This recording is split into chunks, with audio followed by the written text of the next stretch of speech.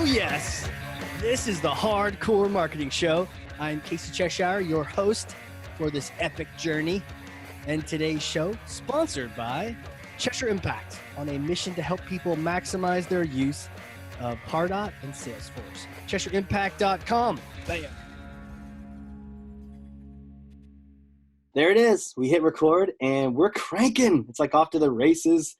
The firing gun has been shot and we are just running. We're sprinting to do this podcast. And I can't wait to introduce my guest to you all. If you don't already know her, and you probably already do, and if you don't, you need to. She is an influencer. She is a marketing strategist, a technologist. She is everywhere. I feel like she's got that Hermione Granger magic thing that lets her be in all places at once. She's at every single Pardot event. She is a 2020 Salesforce Marketing Champion, and that's the series for today.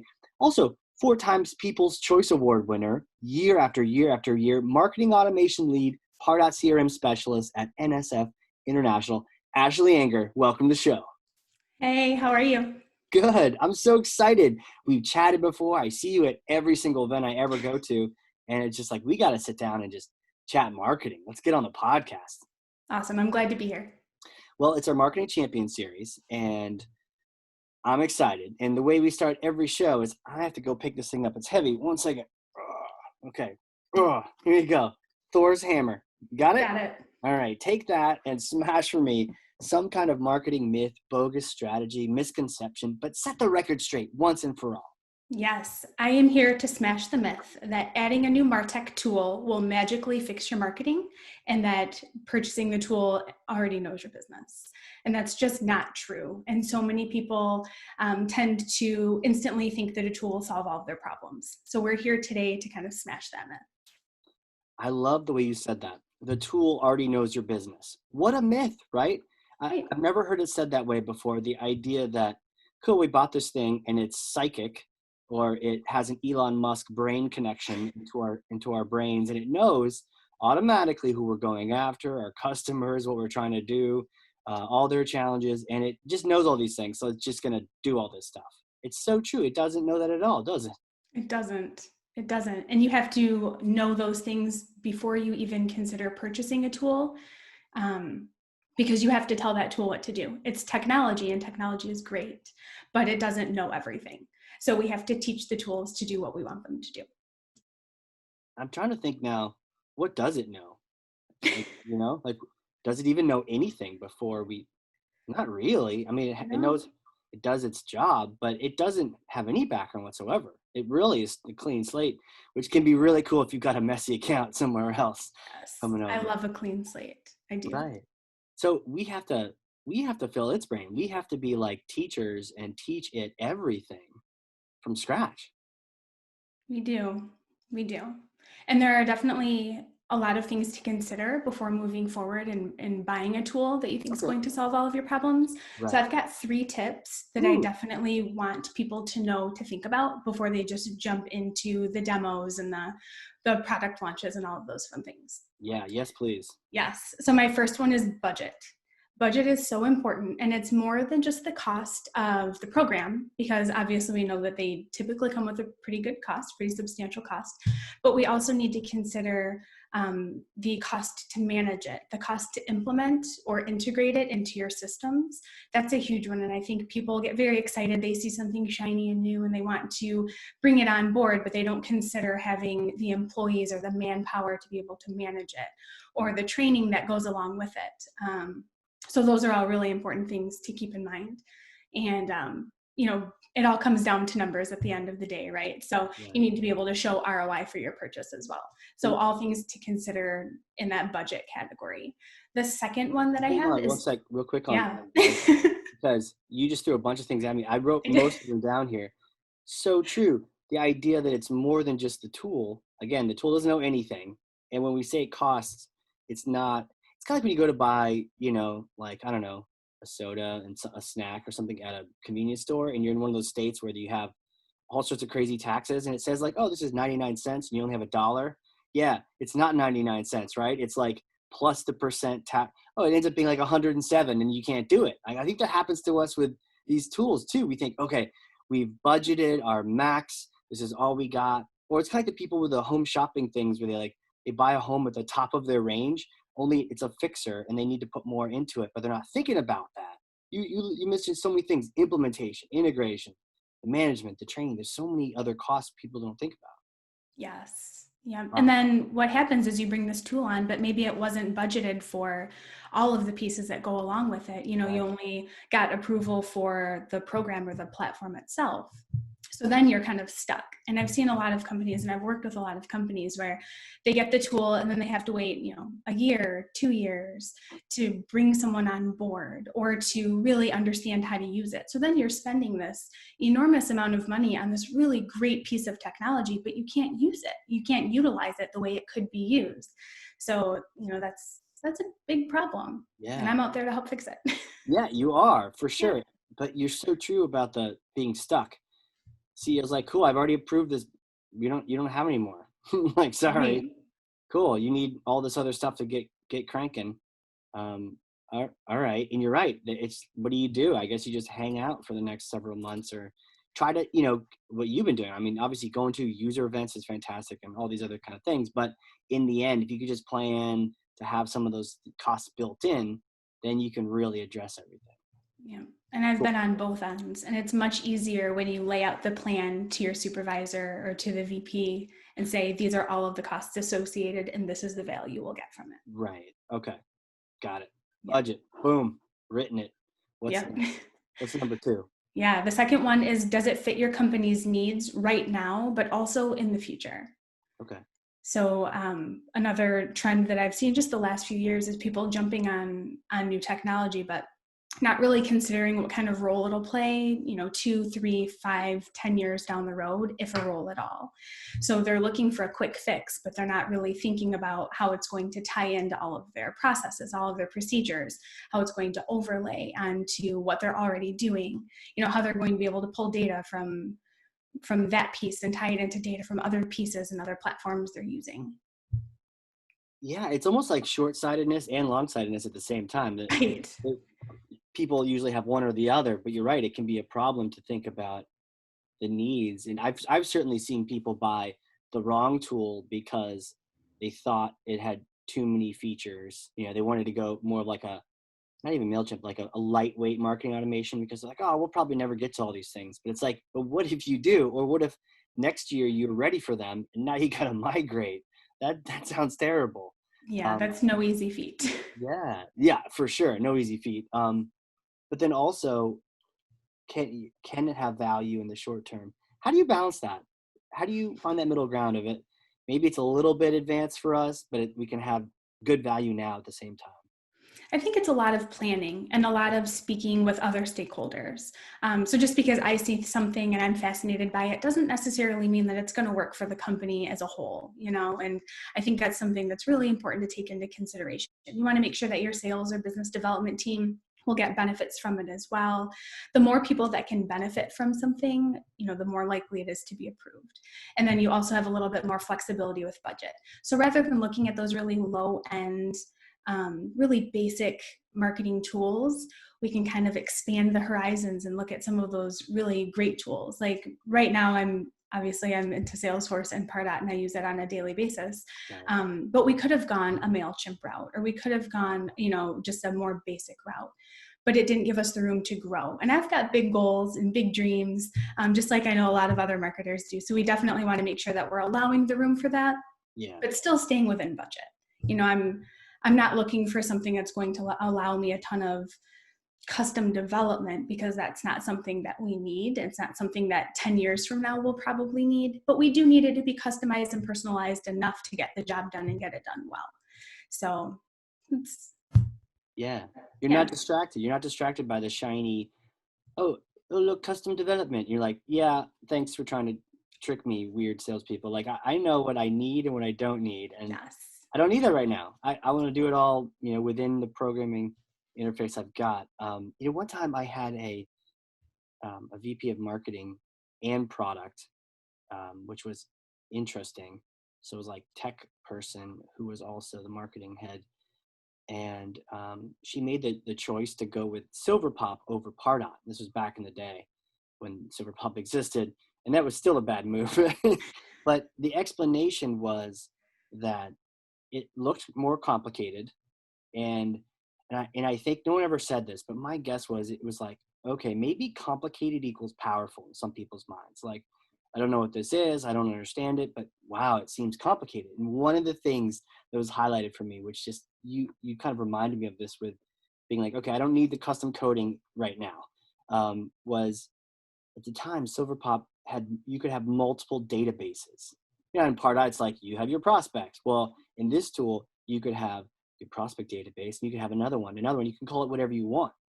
It's interesting. And so I was like, oh, what could you do with multiple databases? Well, it didn't actually matter because only one of those databases could connect to your CRM, Right. right? So it's like, if only one's going to connect to your CRM, the other ones won't. What do you do with the ones that don't connect? Like, and so it wasn't really that big of a deal, but it was a feature. And I'm sure it could trick many people into thinking, well, Pardot, I can only have one database connected to my CRM. Well, oh, interesting. They're both only one database, right? But you could be distracted by that. So that's smart that you're advising us to allow room, but then stay in budget. And the other thing I really liked about what you said there was that the more people who benefit, the more it can be approved. I feel like you are like a walking soundbite machine because just about everything you've said for the last 10 minutes is like, we should cut up into little clips and throw in all the podcasts and LinkedIn's and everything, because all of these things are so important. The more people who benefit. And what's crazy is I asked you, like, how do you solve this problem? And you're like, I talk to people. I talk to other people in other departments. I get out of the silo. And that's so cool to hear that, as opposed to some weird marketing answer, you know? Well, I think at the end of the day, it really is all about people anyways. So regardless of if you're in, biz dev, or you're in marketing, or you're working solo or with a large team, or you're a client or you're a vendor, it's all about the relationship and the people and the communication anyways. So that's always what it boils down to me. In every scenario, in every case, in every situation, it's always about listening to the people and understanding what they need, because they might not always know what they need or know how to say what they need. Yeah. So it's really the core of pretty much everything, I think, in life. So true. With marketing, technology, and anything, first of all, knowing what you want, really hard to figure out sometimes. And then two, you got an idea in your head and it's kind of like light and airy. You're not really committed or sure about it. And it's like, how do I express that to other people with these like mouths that are like, ancient technology? Yeah. Universal, a challenge, for sure. Well, I want to come back to that, but let's get back to our list, because this is awesome. So, fits the needs right now and in the future. Number two, what is your third tip? Third one is strategy. It's all about planning and strategy. Hell yeah. So, like I said earlier, you can't buy a tool and expect it to know your business. You also can't buy a tool and not put anything into it to be able to understand. So you have to take the time, and it does take time. It's not something you can do overnight, but you have to take the time to be able to set things up correctly. So you have to make sure that, number one, they are set up correctly, whether you're working internally, externally with a vendor, without making sure that they know your goals also, because they can set something up that's beautiful and wonderful, but if it doesn't align with your business, it's not going to work for you. And that's huge. The second piece to that is, what metrics are you using to measure success? So you may have metrics that you need to share with your executive leadership team. You may have individual team metrics for the people that you're leading. All of those things need to be thought about, because you can't report on data that you don't have. And that kind of ties into another true pain point, is data integrity. Oh It's yeah. so important, so important to have clean data and to be using what you have and not really collecting things that you're never going to use. So that's a whole nother topic. I'm sure we could It talk is. for hours around that, but we all know garbage in, garbage out, right? Yeah, So 100%. yeah. Yeah, let's definitely hit on data integrity in a second too. I've never filled up a piece of note paper faster than on this particular podcast. So I think you win the award. Woo! I'm gonna run out of space for sure. I'm gonna be in the margins all day. This is good. This is really good. Strategy. That's so cool that you bring that up. The idea of planning. We're not plating here. We're planning. The idea of planning and then aligning the needs of the business. What is strategy to you? How do you approach that? Because I think we use that word all the time. you know? Yes, I think it's almost becoming one of those buzzwords that Yeah, doesn't have a real meaning anymore. right. To me, strategy is a lot of things. So when I am working with a team or trying to understand what they need, I really want to know who they're marketing to. I want to know like their ideal customer or client, so that we start with that. And then definitely working towards what they're trying to do. So are they trying to make more brand awareness? Are they trying to close leads? Are they trying to is it just purely lead gen? Is it specific to an event and turnout? Or, there are so many different ways and things that we can do as marketers, but really understanding what the goal is and who you're trying to target are top of mind. Absolutely. I also think that having a content strategy is a big plus too. So we have this great tool. We have we've got our ideal client profiles. We've got our marketing plan or our marketing strategy, who we want to target, what we want to say to them. But then we really need to understand how they want to receive it, because it's not all about just us talking, right? It's all about providing them the information that they're looking for and maybe solutions to their pain points, and helping them, even if it's not closing a sale right away, but really nurturing them and helping them understand how we can help and what we can do, and not just selling a service. And I see that all the time. Right. It's not about just selling your service. It's about providing solutions to people and helping them. So Right. I think a strategy really just revolves around that. But I'm also a huge fan of being proactive versus reactive. And it's something that I see all the time is, quick, we need to turn this around. Quick, we need to do this. If it doesn't align with the strategy that you put together, put a pause on that, because then you're spending time doing things that aren't going to move the business forward, and it just becomes busy work. So I think strategy is really, really important. I don't know if you Yeah. can tell by my excitement. Yeah, totally. I'm surprised you're not holding up one of those like number one foam fingers and like a couple other things at this point. Totally. Totally. Wow. The idea of, just understanding the goal and just simple questions like, who are you trying to talk to, and how can you help them? And I love that Yeah. it's tied to helping people as opposed to just doing your own thing.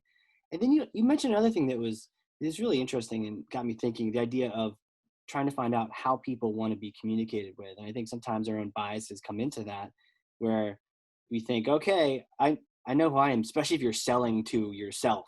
If you're selling to a different department or different kind of person, it can be a little easier because you know that you're not that person. Like, I'm not an IT person, so I gotta go find out. But if you are that person, like selling, like marketing to a marketer or, whatever the case may be, you're like, oh, I know who these people are. I was there before, but then maybe there's a different way that they want to communicate than that you're not used to. And one of the stories that came up for me was I helped out at this little nonprofit that I'd been a part of, and I'd been like a member of, and I volunteered to be on the like marketing communication person, aka the email slave for the group. And so I'm like, okay, I'm gonna volunteer and do all the email for this nonprofit and just try to help out. And I was trying to get them all in Slack and do all sorts of email, but I had to like pause because some people are like, no, I want to use WhatsApp. And I was like, I hate WhatsApp. Sorry, WhatsApp. And hey, WhatsApp, all you are is one channel on a Slack workspace. So sorry, that's all you are. But I was like, I don't like WhatsApp. But I took the time to just individually email like a list of 100 people that were members and asked them like, okay, how would you like to be communicated with? A lot of people said email. A lot of people said text. I was interested. I was like, oh, okay. I wouldn't have said that, but if you want to text, we can figure that out. And then some people wanted a calendar invite, but it just took me like holding off on my own, what I think it should be, and just asking them, to your point, listening to them, and what are the challenges they're solving, but also how do they want to receive the answer? Absolutely. You nailed it. Man. Yeah. Data integrity. You mentioned that. Yeah. Data is such a crazy problem. How do you keep your head straight with data? How do you keep from going insane? I mean, have they ever have you ever had so much bad data they put you in like a padded room or anything? Almost. Like Almost. Almost. Yeah. Everything from just not. Oh, it's so tricky because it's really a never-ending process. Yeah. So you think you have it down, but then, you review it a week later and you've still got more things to clean up. So it's always going, it's always It's always changing, and it also requires everyone on the team to be so unbelievably consistent. So I know that there are tools out there that help with this, and I've heard of a lot of them, but I haven't decided on one or used any of them yet. So I can't speak to that, but this would be a great opportunity if you know of one to let me know, because I definitely am in the market for that. Definitely. But I definitely think just having a company set of best practices around the things that you're collecting, anytime you have the option to use a drop down or a pick list for a form instead of a free text field, that's been huge. Let's talk about that. Tell me about that. What's the advice around the drop down? I love a good drop down. I think so what I found, and actually I learn a lot of things the hard way. And what I noticed was I had a free text field set up for a state form a long time ago, pretty much when I was starting out. And it was chaos. So there was no consistency whatsoever. I couldn't segment anyone by state because we had some MIs, we had some MICHs, we had some Michigans, we had Michigan spelled incorrectly. We had, just a variety of different things. It was just chaos in there. So I quickly learned the best way to do that was to do a drop down. So that solved that issue. But there are a lot of little things that come up like that you don't always think of until you hit the snag and you're facing the issue and you need to resolve it, Yeah, Michigan, MI, New Hampshire, NH. In Massachusetts, there's like MA, there's also Mass, Right. So Yes. there could be 3 different things and you could spell the state wrong. Man, those free form text fields, like, use with caution, huh? Jeez. Yes. Yeah, absolutely. And another thing that comes to mind too is like title, That's a tricky one. Yeah, that's a tricky one. One of the ways I've seen it done is just making it really simple, like manager, C-level. There are a few different statuses like that you could use. Yeah. But even when it comes to title, especially at the company I'm with right now, there are so many different businesses within that one company. And then there are so many different titles within those businesses that we try to reach within those companies. It's absolutely insane. So we've got everything from QA, which could mean one thing in one company, to QA, which would mean something completely different in another company. So we're separating by different areas of interest and different divisions and programs and segmenting by those things as well. But it can get messy really quickly if you don't have everyone on the same page. And with larger companies, it just becomes more people to manage, more people to educate, and then you've got all those hands in the pot that are touching everything, and you're just trying to manage it as a one-person show. Totally. Yeah. It's like run away from the title field if you possibly can. It's not going to be nearly as helpful as you think it is. No. And people with long titles, you've got an amazing title. I even asked you about it before we got started because I was like, is this correct? And you're like, yep, that's because you do everything. So naturally your title says everything. It'd be hard to write an automation rule that's like, okay, if you see these words, take this action. It doesn't know what to do. It'd give up. Mine too. Mine used to be Chief Awesome Officer until recently. And that's probably why I didn't get a lot of spam. That was probably why. But yeah, good luck sorting any of our titles into the appropriate things. Whereas if you ask a role question, like you were saying, where you're like, what is your function or your role, and you give them a drop down, then you can sort them automatically into the right places. Your quote, I love a good drop down. I feel like that's an instant social tweet right there. I love a good drop down. Ashley Anger, you heard it here, folks. Friday the 3rd. Yeah. There are a lot of little things like that I love, like landing pages with just a single call to action. Tell me what I need to do. Let me do it. Don't confuse me. I like to keep things simple. Why do they do that? Why do they do a landing page with multiple calls to action? It doesn't make any sense. It doesn't, but I just don't think people are educated on, a call to action is literally a call to action. It's what you want someone to do. And if you throw 5 or 10 different things out there, you're not going to be able to lead them to where you want them to really go. It's going to give them a lot of options, which, sounds great, but in reality, the data shows you have way more conversions on call to actions that are specific to what you want them to do, or else you'll just lose people. I'm one of those people. I will get lost all the time. I'll scroll down and I'll forget the main call to action or what you really want me to do, and I'll get lost in a downloadable resource, or just get overwhelmed and shut the window. It all happens. Right. Yeah. I mean, we're just gonna, go down some rabbit hole where you thought you wanted us to come here. What's crazy is it's like, no, look over here, no, here, and then they're both competing. Oh, fill me out, no, click on me, and it's like, guys, stop arguing. I don't really know where I'm going here. I'm just gonna click the homepage. But sometimes I'll click an ad, and I'll go to a homepage, and then I'm just like, oh my goodness, Yeah, that's another fun one. right? Because that's the exact thing we're talking about. Not only are you giving people one or two calls to action, you're giving them infinite ones. Yep. It's like, you clicked on this Yeah. ad, it mentioned this cool thing, but JK, here's our homepage. Go find it. People are like, no, that's fine. I don't want to go sort through that.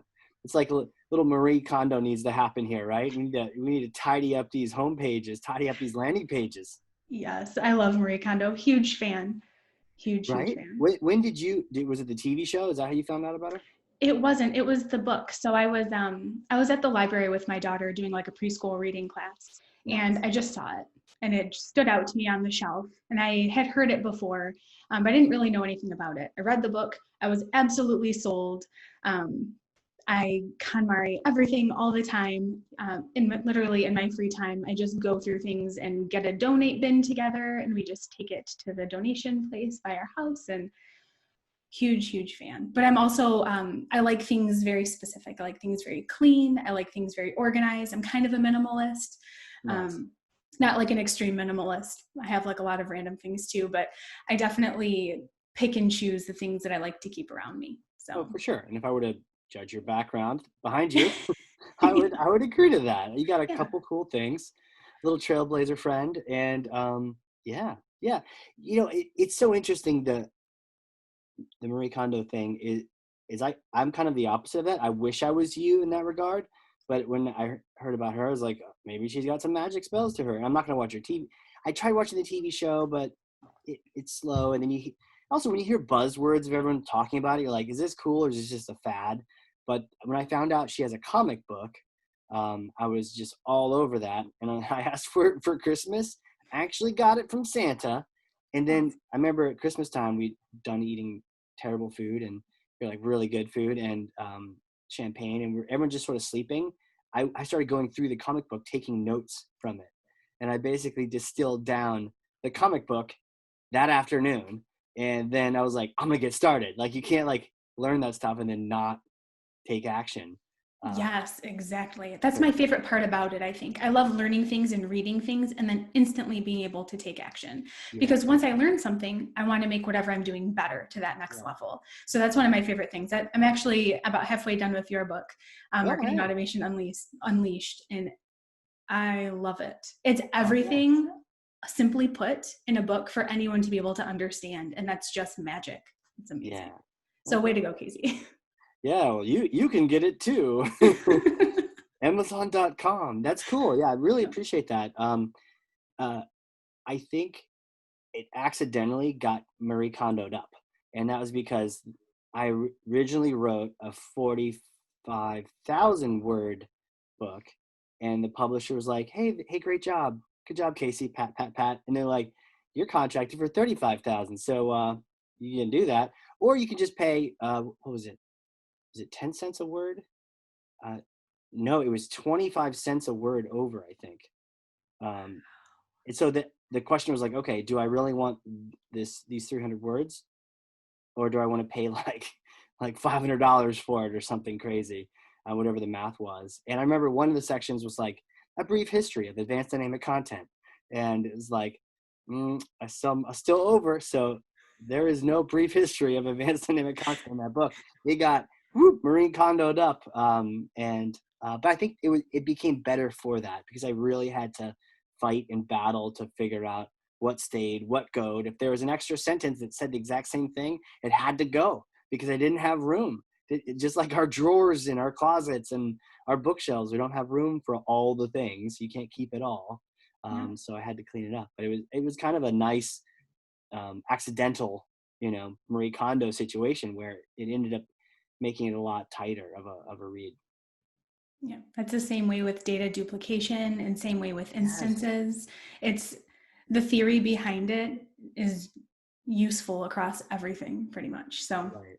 I definitely, every time I get into a new instance with a new client, I take a look at it, I take a deep breath, and I'm like, okay, so what can we organize here? What do we need to keep? What can we archive? And like, let's move forward with a plan in place. So true, right?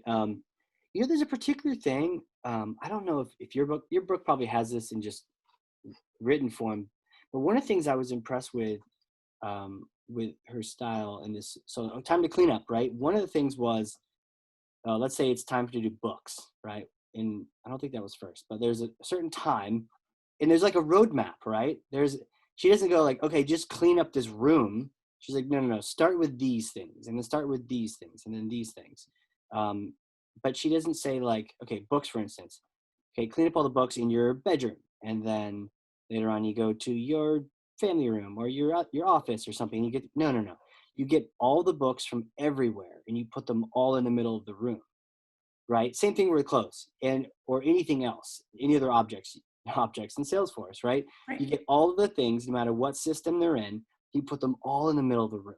And she was saying, if you try to clean room by room, system by system, you're always going to be cleaning, because you're cleaning here and you go over there. And sometimes to clean up that room, you might put them back over in this room. It's like, can't do that. Got to put them all together. And I feel like there's some magic to that sort of, not only is there a roadmap, but there's this honest conversation saying like, look, you can't piecemeal this thing. You got to look at the big picture, Pardot and Salesforce, all of your prospects, all of your leads, all of your records, whatever tool you're using. You have to look at the big picture, not just like, ooh, Pardot's clean, but now Salesforce is dirty. Like you'll always be fixing bad data. Yeah, absolutely. And it's helpful to have everything on the table all at once. So if you're looking through all of your socks instead of just one drawer of socks, you're able to match and clean up a little bit easier than if you are just doing one drawer at a time and you still have this whole pile of misfits, right? Right. So, yeah, I Right. agree. Yeah, Did she's you do the book amazing. thing? Did you ever do her book thing though? Yeah, so I'm down to about 30 books now because I read them. I knew I wasn't going to read them again. We donated them. Now I just keep buying more. It's a terrible habit, but I love totally. it. You just clean them up and then you're like, I have more room for them now. Yeah. But one of the things was, she says like, pick up a book, Rational Loyalty by Deb Gabor, and you can't open it. You just look at it and you're like, does it bring me joy from looking at it? Am I going to read it again? And she's like, if you open it up and look at it, you're going to be like, well, I could learn so much from this, because I could, and it'd be hard to get rid of any book because you'd be like, I could learn from all these books, but it's like, are you actually going to read that in the next couple of months or not? If not, then get rid of it. If you ever need it again, you'll get it again somehow from the library, you'll buy it. But it's like, stop sort of like having all these procrastinations around you, just have the hit list of the top books that you need. Yeah, absolutely. Yeah. So I'll keep my fingers crossed that my book makes your list when you tidy up your books. It already did. I think I posted a tweet a while back that I couldn't even get past the foreword without being like, yes, this is amazing. Right? Yeah. Totally. Yep. Totally. Well, that's good. I've survived one round of Marie Kondo then. Marketing automation, how long have you been working with it? About 4 years, right around 4 years. Yeah, I started as a user. I was working at a small nonprofit school, a university, and I was the only marketing person at the university. And we implemented it, and I was instantly amazed by it. It was probably the most fun I had out of my workday ever. Just being able to tell, who was incoming, who was already a student, just digging into it really. And I loved it so much that I changed jobs so I could be in Pardot more and started working as a Pardot specialist and a consultant for a marketing agency because it was fun. Every day I woke up and I got to play in my favorite platform of all time. So it's kind of a win-win. I'm with you completely. Yeah. I ended up a little different, but the same kind of thing. Like I would hop around different jobs and just basically be like a Pardot consultant to all the companies I worked at. When their Pardot was all done and everything was groovy, I was like, okay, cool. Where do I go now so I can pick somebody else up? I don't want to sit here and just hang out. I'm going to go fix another messy. I want to go Marie Kondo another messy Pardot account, or someone using NetSuite for email, and they should kind of come to the 20th century or something. Crazy. If I were to ask you, I know this is hard because it's kind of like asking Elon Musk how to build a rocket, but if I were to ask you your number one tip for maximizing Pardot, what would you say? I would say number one tip, that is tricky. I would say organization. Okay. How so? Yeah, because it makes things easy to find. It makes things easy to segment. It makes things easy to stay consistent. Yeah, I think it all comes down to just organization. If you have things organized, they're easy to find. If things are easy to find, they're easy to use and train on. And if people can be trained easily, then they can use the platform, and you're just building a more robust, more knowledgeable staff. So That's there's so many times you find an organization, especially if they're on Marketo, nobody knows what's going on because the one person that was doing it left and it's not organized and they can't figure it out. And they have to and sometimes we'll go in their org to try to figure out what their Marketo account says. Sometimes we can't figure it out because they're just not organized. So you're right. You just have an organized process to it. And what does that mean to you? It starts with naming convention. Well, first, I guess it would start with setup. So making sure that things are set up correctly from the technical aspect of things. Yeah. And then really thinking about your naming conventions. That has been a game changer for me, is having a solid naming convention where even though we may have 50 hands in the platform, everyone's following that same naming convention. It just helps with reporting. It helps with even setting up something as simple as tags, having a really specific list of tags for people to use. It just keeps things nice and tidy, and it's easier to train on when you have a list of 5 things to do versus everyone doing their own thing. It just really makes life a lot easier. Right. I love that. Tags. It's cool. You don't say tags weird like Jennifer Schneider does. Have you heard her say tags? I haven't. She's from Wisconsin, so she's all over the place with it's like tags. We make fun of her all the time for it too, and she graciously accepts it and probably calls us names under her breath. But yeah, tags for sure. Tags, naming convention, because those filters and Pardot are so it's like a little Gmail inbox, right? You just type in whatever you're trying to find, and it just filters your list instantly for you. It's pretty sweet. Yeah. Very cool. Very cool. Well, do you have a crystal ball? Can you see into the future? Where do you think all this is going? Anything you're excited about in the future? Any of the strategies coming around, or any of the tech changes that have you excited or scared, or any of the above? All of the above, probably. Yeah. Right. Yes, I have loved the last probably 6 months to a year really learning about conversational marketing. And it's not just about a chatbot. And I think when people hear conversational marketing, they instantly just picture that little bubble that pops up on your screen when you're on a website, but it's so much more than that. And I'm really, really excited to continue learning about it and also hopefully implement that at some point. I know I'm implementing it for my own website, but I'd really love to see sales and marketing work together to come up with a plan to be able to really utilize that the way that it should be. How do you think that happens? Do we need magic genies? I mean, Maybe. Early on you talked about listening and asking people what they want. Any thoughts? I mean, how is it with you, the different places you've been, the idea of aligning with sales? I think it's a struggle. I don't think I've ever been somewhere where it was completely figured out. Right. It's always learning and growing. I think there's a lot of territorial pieces that go along with that, just from historical information from each company that I've worked with. But I think once they see that they both really should work together and they're a team rather than, a right hand and a left hand, but that they can actually work together, you can do so many more things with that knowledge. And just being able to communicate with them, that's a really big area for improvement for a lot of companies, is being able to communicate between your marketing and your sales teams. I know there are tools out there that make it easier. For example, the Salesforce Pardot sync back and forth and being able to have that transparency a little bit in there, but being able to sit down with the team and putting together a strategy. This is what our process looks like.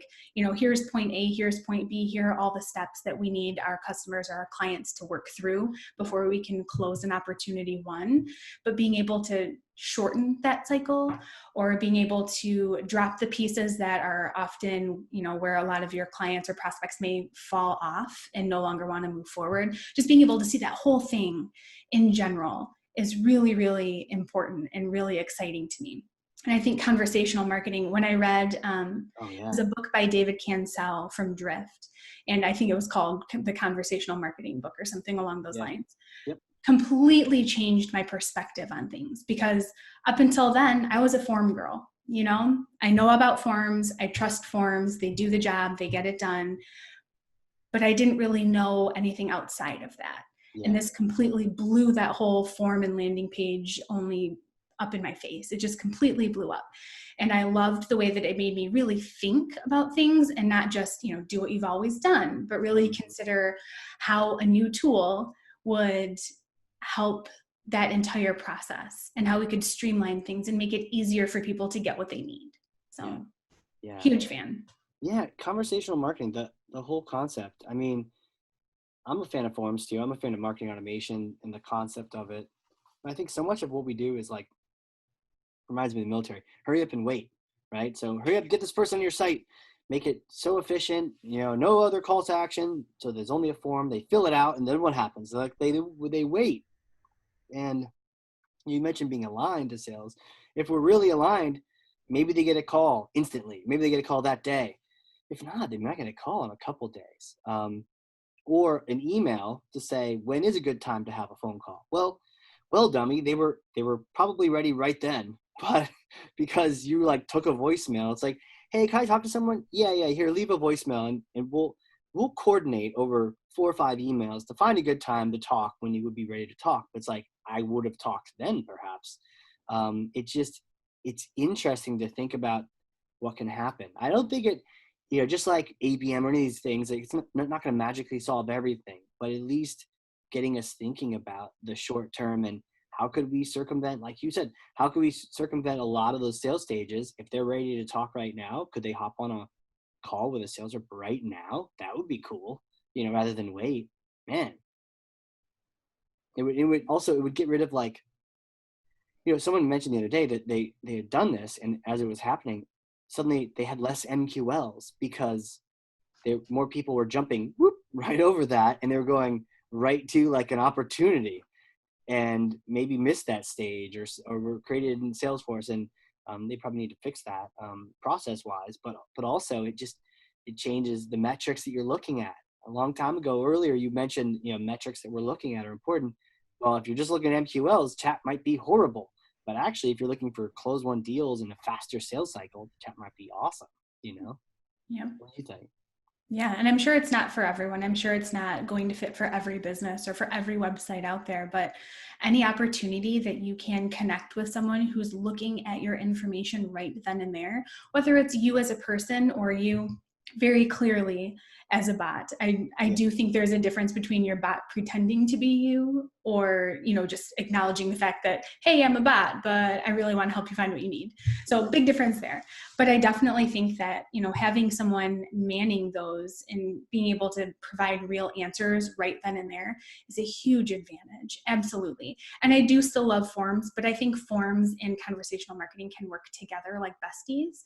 And I think that that's really where I would like to see some of the clients and some of the companies that I work with move, is more in that direction. There was a spot that really intrigued me in the book, and it was about a CEO or a CFO being online at 2:00 in the morning, after a long day, checking into some things, and they visited a website. And they had conversational marketing, they had the bot available, and she was able to book a meeting the very next day at a time that worked for her to have a conversation about what she needed and be able to solve her issue the very next day. And that blew my mind because, like you said, right now it's an email back and forth, if anyone even responds to a form completion. If there's even a person who's assigned to do that and who takes accountability for that. And that's a huge piece I think that's missing as well. But then you've got, on the positive side for your sales team or your business development team, they can come in the morning and they've got meetings booked on their calendar and they're ready to just, let people know and fill people with knowledge about how they can help. And then that makes them way easier to close a deal or close an opportunity. So So that's kind of what sold it for me. sold it. Yeah. Yeah. As you really think about the people who do chat, it's like that whole thing of, you'd have that contact form with like 18 fields on it and no one would fill it out except for people trying to sell you something, and maybe the people who urgently needed to actually talk to you anyway, so they were going to do it one way or the other. And then the whole idea with marketing automation came around so that you could get people in the door that weren't ready to talk, weren't ready to shop. They just wanted to like browse. I wonder if chat still doesn't fix those people. You still need to be able to nurture the people who are like, no, I actually don't want to talk. Like there's still going to be plenty of people who are like, I know, I don't want to talk to your salesperson. I'm just browsing here, right? Just walking in the retail store and you're like, I'm good. Just, they're like, hi. And you're like, hi, thanks. All set, and then browsing around. But I think to your point, the chatbot, if they are coming into the store on a mission, they've got a return, they've got a coupon, a discount, they've got something where they're like, I want to check this out, I want to try this thing on, then it's helpful for like that percent. And so rather than, in the last time, I guess it's almost like a back and forth. At the very beginning, we were treating everyone like they're ready now, and most people weren't. And then we treated everyone like none of them were ready now, and some people were. And now it's kind of that blend of, if you're not ready now, that's cool. But if you are ready now, that's cool too. And we have like things for whichever path you want to take. Yeah. And if someone's coming and filling out a form and they're not ready and they're not chatting with someone and they just want more information, or they just have a question, that's a great opportunity to add them to an engagement program or a nurture campaign in your marketing automation platform. So it's really kind of a win-win when you look about it. If someone's coming to your site and looking for information, you can either nurture them on a program, or if they're ready to go, so are you. Right. Yeah, exactly. Win-win both ways. Man, who are you? Ashley? Take us back in time. Little Ashley days, running around. Did you always know you're going to be in marketing? Where'd you grow up? What'd you want to be? I moved around quite a bit. So every year or so we moved around. Non-military family, just really indecisive. Like move, or like in Michigan moving, or? We stayed in Michigan, but it was, my parents had different dreams, I think. So my mom liked being in a town. So I grew up in what's considered Downriver, Michigan. It's a suburb. It's like the suburbs of Detroit. So I bounced around a few cities there. Yeah, I'm learning something. Downriver. Yeah. Yeah. But my dad wanted farm. He wanted country. So we did a lot of transitioning back and forth between the two and trying to figure out what was going to work for everyone. But I think when I was 9 years old, I started my first business. And I've always really loved business. I've always really loved talking to people and helping people. That's kind of the core of my being. Yeah. So I saw an opportunity on my street. We had a lot of older couples on our street. So I saw an opportunity to start a lawn care business. Wow. And we had a couple rakes in the backyard, and I gathered some other kids on my street, and we decided, I made a flyer in Microsoft Publisher. Nice. How long ago this was, with some pretty fonts and some really nice clip art. And we took it door to door on our street because I wasn't allowed to cross the road, and just kind of sold our services. Wow. And I'm allergic to absolutely everything outdoors, so it didn't last long. Oh no. Yeah, but I definitely loved the business side of things, the operation side of things, making sure everyone had the tools that they needed, and kind of putting together the little plan that I did at 9 years old of just knowing this is how much money we need to make per house. If we want to pay everyone this amount, here's how long we have to do it. Here's how many houses we have to hit. So it all kind of stemmed from there. Wow. But I think really when it comes to knowing when I was going to be in marketing, I was in high school and I had a marketing class, and it blew my mind. It was all about product marketing, and it blew my mind, just all of the different things to think about. It wasn't just about making a pretty logo or picking a color palette. It was all about perception and reception, and it was all about the market and what the market needs. And there was just so many things that went into it. It just was extremely fascinating. Yeah. So I always had a love for it, but I didn't know where I would fit in. So I just kind of have been trying everything. I started as an assistant and worked at the nonprofit as an assistant to the marketing director then. And then I worked my way up as associate director of marketing because I was just kind of doing it all. You throw a website at me. If I don't know how to do it, I'll figure it out. You throw Pardot at me, for example. I didn't know how to do it, but I knew I loved it and I figured it out. So it's a lot of those things. Yeah, it kind of led me to where I am today. Wow. So you just sort of stepped up and were like, let me try that. Let me try that. And you went to school for business? Is that? I did. I went to school for business and I minored in digital communication and marketing. Nice. Nice. Yeah. Crazy. I think that's so important though, just to like try stuff out and step up. Nowhere in that did I hear like, oh, I don't know how to do that, so I can't do that. Or it's not in my job description, or, I'm only supposed to do this, not that. It's like, you're like, sure, I have no idea, but let me try that out.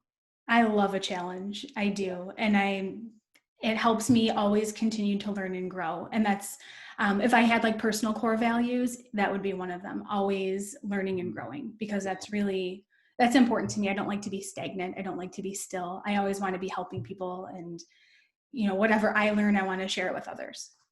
Well, you're totally living that, because quite literally every single Pardot virtual user event I've been to, and I haven't even been to them all, I know you're at them anyways. So like, this is it, you're not just saying that on a podcast, you literally do that.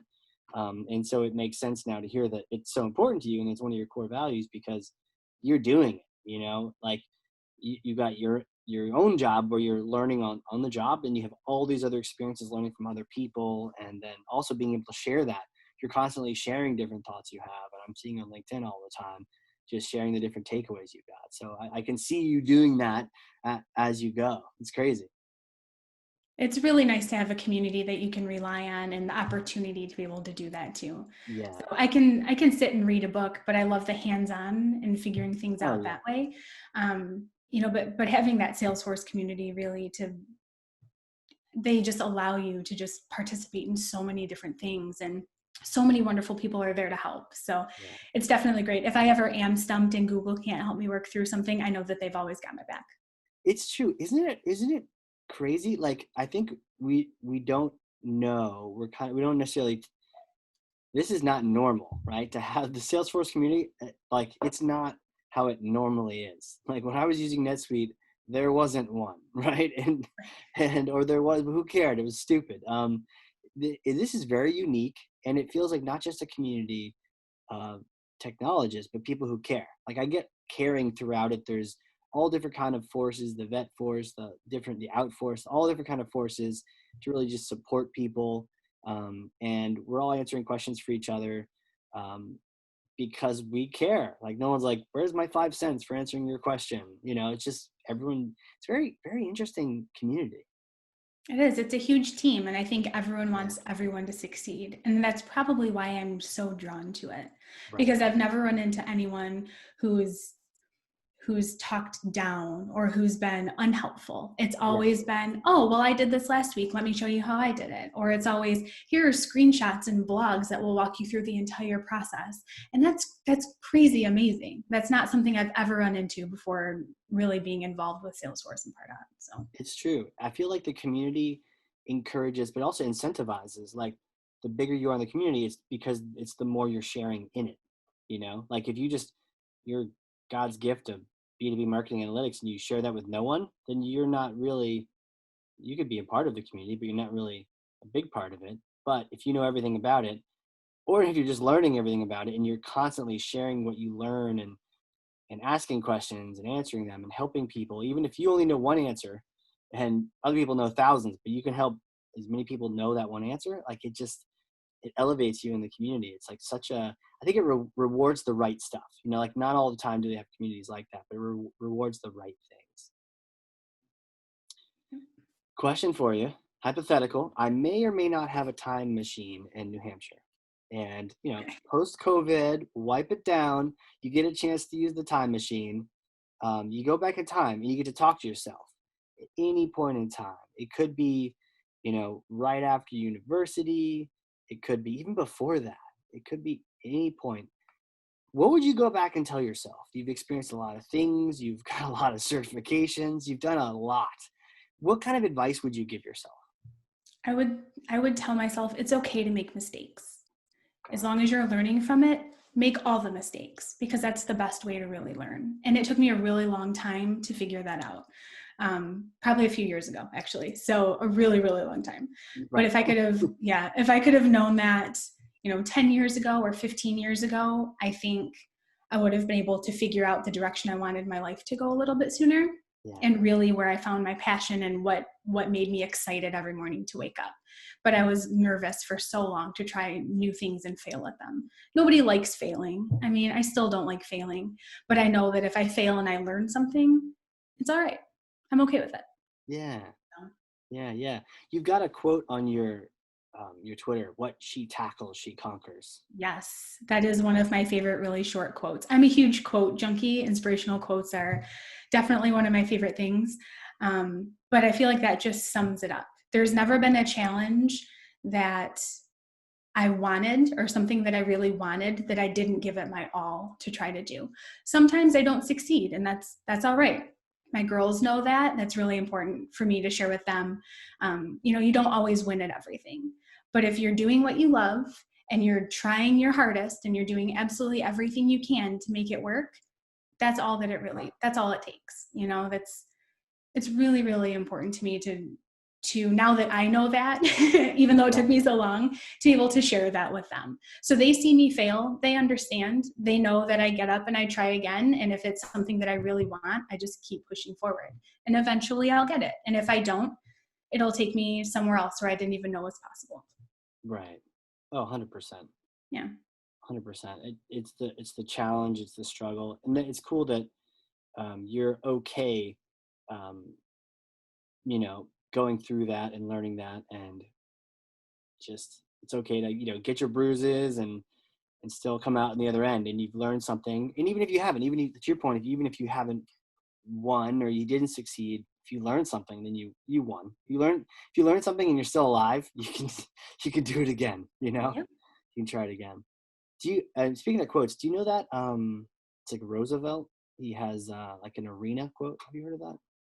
Not off the top of my head, no. Okay. Found it. The credit belongs to the man or woman who is actually in the arena, whose face is marred by the dust and sweat and blood, who strives valiantly, who errs, who comes up short again and again, because there is no effort without error and shortcoming, but who does actually strive to do the deeds, who knows great enthusiasm, the great ... Thanks, Google, for abbreviating it. The rest you'll have to look up for yourself. But yeah, like, you're in the arena and you're learning things. It's fantastic. Yeah. I love being in the arena. So it feels like home, always It does. learning something new and trying something new. Yeah, it sounds like you're comfortable with the challenge. And it's almost like you'd get bored if there wasn't a challenge constantly around you. I do. Yeah. If there was ever a time where I wasn't able to learn something new or to improve something, I would get really bored. But Oh, that's for sure. right now my biggest challenge is B2B MA. So no experience. I'm hands-on. I'm building some custom dashboards, but I haven't had a challenge like this in a while. So it's definitely been a Yeah, big learning curve, but I I'm love with it. you. I love every second of it. So I'm with you. And the good news is it's not you. right. It's not you at all. It's not like everyone's posting every day, woo, just figured out B2BMA. I'm all set now. And then you're like, man, I'm like the only one not doing this. No, everyone's trying to figure it out. Um, and who knows, maybe we'll be using Tableau by the time you get it figured out. But but either way, yeah, that's cool. There's that challenge, but I know you're a mom, and like raising kids is a challenge too. So you're definitely, I know I'm challenged constantly with, I don't know what I would do in this situation. I don't think my parents had to deal with this situation. Like, what do I do? Yeah. Every day is different. So It is. How have you managing with like the homeschooling and the like home pandemic stuff? secretly, I've always wanted to be a teacher. Oh, no kidding. I actually went to college for early childhood education for a little while before I realized that I wasn't a big fan of kids that weren't my own. So, Oh, yeah. 100%. I'm like you too, 100%. They may Yeah, be cute, but I do not have patience for them. I do not like, I'm not gonna be mean to them. They're children, but right. I love my own kids. I would do anything for them. I would not necessarily do anything for your kids, right? It's like, yeah, I think a lot of people feel that way, except for teachers. God bless them. Oh, I know. And we've been blessed with some really, really great teachers this year that made the whole homeschooling look almost easy. They set Really? us up with everything they needed. We had times and they hosted classes. So there aren't enough words that I could even say thank you. I can't even describe how they've really molded this entire experience for us. So it's been pretty easy for us to make that transition. And I'm used to working from home. I've always worked from home for at least part of my job, if not all of it. So they're used to having me here. They know when the door is closed, I'm on a call, don't Yeah. pop in. Have We've you had got any of a those pop-ins? schedule. Hmm? Have you had any of those pop-ins like that reporter from the BBC who's like, trying to be all serious and the kid's like, hi, he's like pushing him down and the wife crawls in and like grabs the kid. So my youngest likes to come in if she knows I'm on a call with certain people. She'll Got come in, she'll like lightly knock, so I kind of know she's coming, and then she'll pop her little head in, say hi to whoever's on the other line with me, and then sneak back out. But yeah, it's definitely been challenging just because they're home and I'm home it. Yeah. and we can't go anywhere really. So Totally. it's yeah, but it's worked really well. It's Yeah. it all kind of boils back down to my love for processes. So we've got a pretty tight schedule. You do Nice. these things by this time, you get this. You do these things by this time, you get this. I check at lunch. It's been a lot, but it's been fun. Yeah. You're I'm using looking your, forward to school starting in fall, though. oh, right. For sure. You're using your organization skills you talked about. And also you get to check that box on the teacher side. I found that, man, there is nothing like school is cool, but there's nothing like homeschooling. It is, I'll say, like way more effective if the parent has the time. Um, it takes like 4 times the effort of like sending them off to school with a lunch. So it's like this, but at least they're learning. Like the positive is that they're learning a lot. And you're right, the teachers, especially, having to learn Zoom, like we kind of take it for granted. Like hey, I've been hanging on Zoom all my life, but like they haven't, like that's not their job. So some of them figured it out, and sometimes the ballet teachers don't figure it out. And like there is an all mute button where you can mute all of your children. There is a way to do that. We figure it out, and I think everyone's much more easygoing and flexible. If you got a kid coming on a call or a dog barks, like, hey, cool, we're at home, like whatever. We may probably be home for a while, or some people may choose to stay working at home, and that's cool. But like, I think everyone's a little more flexible with everyone now. Yeah, I definitely think the stigma that was associated with it has kind of diminished at this point. Yeah, 100%. Quick question: where do you learn? And what are you reading these days? Do you read nonfiction and fiction as well, or what kind of what's on your docket? Yeah, I right now I've got Marketing Automation Unleashed, and I'm rereading This Is Marketing by Seth Godin. Oh, I nice. think he just boils the basics down beautifully. So it's always a nice reminder to go back to those marketing basics. I just finished Never Split the Difference, which I didn't think I was going to like, but I actually really, really enjoyed that one. So I would recommend that one if you haven't read that one already. That's a good one, and I'll put my +1 to that one. That it's an FBI negotiator who talks about how to negotiate. Quick question though, there were so many stories that caught my attention. I I always think back of like what kind of takeaways I got from it. If you had like one takeaway from that, and I'm pushing you on the spot, but like anything that Yeah. comes to mind? I would say my one takeaway, he used an example that the reason that splitting the difference doesn't work is, and here's the example he used. If you had a black shoe and a brown shoe on, Hmm. that's technically splitting the difference. And you don't win with that combination because you're still going out with two different shoes. So I think when I think about things, I kind of flash back to that really simple but pretty effective like thought and that visual that gave me. So if there's something that I really, really feel passionate about and I really need to make sure that the negotiation is complete and it's not one of those instances where I really split it in the middle, it just gives me that little extra oomph to really move forward and really make that happen. Wow. So I don't know if there was really one specific takeaway. It was a lot of really great stories in different situations, but Yeah. I think just keeping that visual in the back of my mind when I'm making decisions and when I'm speaking with people really kind of helps. The tone that he used when he was talking to those the people holding the hostages, just little Right. things like that, I think really all together kind of formed more of a thought process in my mind. Yeah, and those experiences teach as well. By the way, Yeah. 100%. As you're saying that, I'm like, teacher, boom, you brown shoe, black shoe, got it, totally. Like, can you just read all the future books for me and then just teach them back to me? That would be great. Yep. Maybe Some that's a new cliff company notes. for you. Ashley reads books. All right, adults, come gather around. There's story time with Ashley. Oh Business yeah. book. Here we I would go. love that too. Right? I could see you being like, okay, guys, chapter 1, let's do this. We do that at home all the time. We have a pretty big children's book collection, and reading's one of our favorite things. So it's always playing teacher. My youngest's play teacher now too. They'll hold the book up and they'll read it to the class, which consists of me and a bunch of stuffed animals. But Yes. yeah, it's pretty awesome. Crazy. Any fiction lately you've been reading? No, I really stick more towards the books that are semi quick reads. They're not really novels, but that I have takeaways right away from. Interesting. Yeah. Like the nonfiction type quick takeaway kind of books. Yeah. Yep. Yeah, I hear you.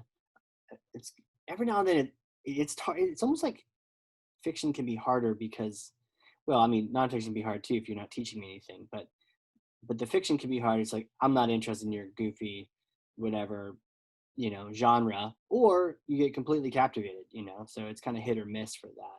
So, but at least with a nonfiction book, you're like, at least it says it can teach me about this topic. I'm not wondering if it's a good adventure or Right. not. I will say, when I was writing my book, I was always making fun of the fiction writers, because I was like, I would much rather write a fiction book because I don't have to be accurate per se. At least that's what I was saying. I was like, I'll just make up something. Oh, yes. And then Sharon looked over to Chad and said, I can't believe you did that. And, whereas in my book, I'm like, okay, is this actually true? Am I saying the right thing? Or am I going to bunch of people tweeting at me? So, yeah, that's the correct thing. Okay, let's fact check, versus just filling it with lots of flowery language. It's crazy. Well, Yeah, it's this, definitely two completely different things. 100%, totally different things. If you were to gift someone, like, do you have any like most favorite book that you would gift people a lot, or you would? Um, Yeah, all of Simon Sinek's What's Your Why and yeah. all of the Why series books I think are really great. That's actually part of how I figured out my why, which is kind of crazy. So I love gifting those because they're not specific to marketing, but it really just helps you look at things holistically and kind of life holistically. Yeah. So those are some of my favorites. Seth Godin's This Is Marketing is another one of my favorites for the marketing people in my life. And then I'm working with some web and development teams. So I actually just gifted them the Conversational Marketing book. Oh, So good. hopefully I can try to sway them a little bit. Yeah. Let's Take start the dark implementing. side. Yeah. Totally. What's your why? That's cool. You figured out your why. Helping. I just want to help people. That's at the core of everything I've done from being a child until today. It's always been about supporting people who have goals and helping them reach those goals, whatever they may be. So I'm kind of like a giant cheerleader / support / I just want to high five you, like, yeah. Totally. That's awesome. Yeah, the why concept is so huge, and sometimes the why evolves. Like, I bumped into that concept a while ago with trying to come up with like my company's why, and it's evolved over time. Because at the beginning, I just wanted everyone to feel important. I didn't want people to feel like a cog in a machine. But eventually, it's like, okay, the why is supposed to tell you if you should do something or not, but be important doesn't necessarily tell you that. So we eventually evolved, and at one point it was like being teaching a better way, and then eventually it just settled on making marketing and salespeople heroes is what the why settled on. But you're right. Once you have that, it's just so cool, because you're like, cool. Is this what I want to do? Does it align to my why? Yes. Cool. Right. Let's do it. It either aligns or it doesn't. And if it doesn't, you don't have to feel bad about not doing it. Right. Right. That's so true. So true. Well, sweet. Where can people connect with you? Because I'm sure if they haven't already, because I'm sure they already have. But if they haven't, where do you want them to go? Like Yeah. social sites, So LinkedIn, all those things. Throw them at us. yep. So you can find me on Twitter and Instagram at the Ashley Anger, or on LinkedIn, just Ashley Anger. Pretty simple, but Okay. Okay. Yeah, sweet. And when you do connect people, don't be weirdos and just connect. Send a message. Heard you on the podcast. You're the best. Yay, something like that, and then send. That way, it's not like, ooh, is this person trying to sell me something? Yeah, and feel free to share your tips and ideas and things. Like, I mean, I know we've touched on it probably 1,000 times on this call, but I love to learn. So if you got something that you want to share, I am all about it. Right. Okay. Yeah, I love that. And on that same note, to those listening, if you've learned something, and I freaking know you have because I have 2 pages of notes front and back over here, and I've run out of space completely, then share this with someone. Be a thought leader to one person, but don't just share this on a platform like, especially LinkedIn. Put in that text area your takeaways, right? I was listening to Ashley. She was talking about all these different things, and man, there was so much stuff we talked about. I love a good drop down, strategies around that, the proactive, the reactive, the budgeting, the fitting the needs, the strategy side, all these different tips. Put your takeaways from there and then share that thing away. 94 people, 139 people, whatever. And then tag us and we'll like it and we'll comment. It'll be fun. So that's how you do thought leadership. That's how you show leadership out there in the interwebs. And with that, Ashley, this has been a blast. Thank you so much for coming on here. Thank you so much for having me. This is so much fun. We're going to have you come back and hang out later on, maybe after this COVID thing is done, or once you conquer B2B and you can teach it back to me. Sounds great. All right. Well, hey, for everyone out there listening, this has been the Hardcore Marketing Show. We will catch you all next time.